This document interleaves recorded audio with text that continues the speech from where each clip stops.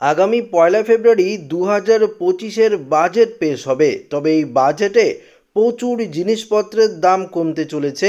ইতিমধ্যেই mobile, TV, fridge সহ শুরু করে আর কি জিনিসের দাম কমতে পারে, এই নিয়ে কেন্দ্রীয় সরকারের তরফ থেকে কি জানানো হয়েছে, সমস্ত কিছু আপনাদেরকে এই ভিডিওটিতে একদম ডিটেলসেই জানিয়ে দেব।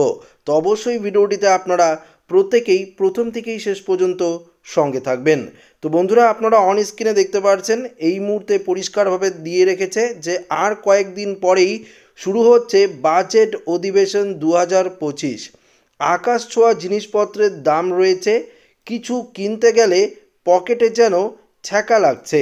এরই মধ্যে শোনা গিয়েছে এই বাজেটে কেন্দ্রীয় সরকারের তরফ থেকে ইনকাম ট্যাক্সের ছাড় দেওয়ার সঙ্গে সঙ্গে গরিব মধ্যবিত্তদের জন্য বেশ কিছু জিনিসের দামও কিন্তু কমতে পারে। এই বাজেটে কি জিনিসের দাম কমতে পারে, আসুন আপনাদেরকে এই ভিডিওটিতে একদম বিস্তারিতভাবে জানিয়ে দিই।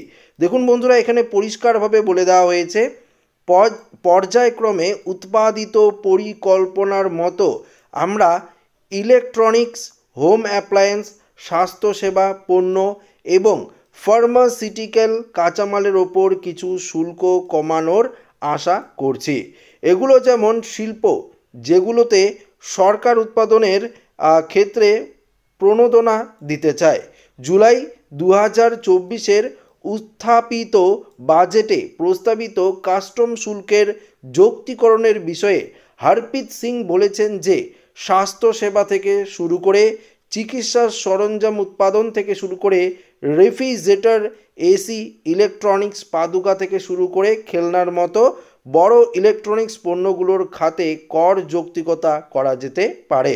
অর্থাৎ বুঝতেই পারলেন, ইলেকট্রনিক্স এবং হোম অ্যাপ্লায়েন্স থেকে শুরু করে এসি, রেফ্রিজারেটর থেকে শুরু করে অর্থাৎ ফ্রিজ থেকে শুরু করে সমস্ত কিছু জিনিসের দাম কিন্তু এবার কমতে পারে। ইলেকট্রনিক্স বলতে ওই মোবাইল থেকে শুরু করে ফোন থেকে শুরু করে এদিকে ফ্যান থেকে শুরু করে টিভি, স্মার্ট টিভি থেকে শুরু করে ইলেকট্রনিক্সের যে জিনিসগুলো রয়েছে সমস্ত কিছু জিনিসের দাম কিন্তু অনেকটাই এবার কমতে পারে এই বাজেটে। পাশাপাশি এখানে কি বলেছে দেখুন, যাদের বার্ষিক আয় 15 থেকে 20 লক্ষ টাকার মধ্যে তাদের করের হার কমানো হতে পারে। বর্তমানে 10 লক্ষ টাকার বেশি বার্ষিক আয়ে 30% হারে কর দিতে হয়। মূল্যস্ফীতি যে হারে বাড়ছে, করের হার কমানো ছাড়া আর কোনো উপায় নেই।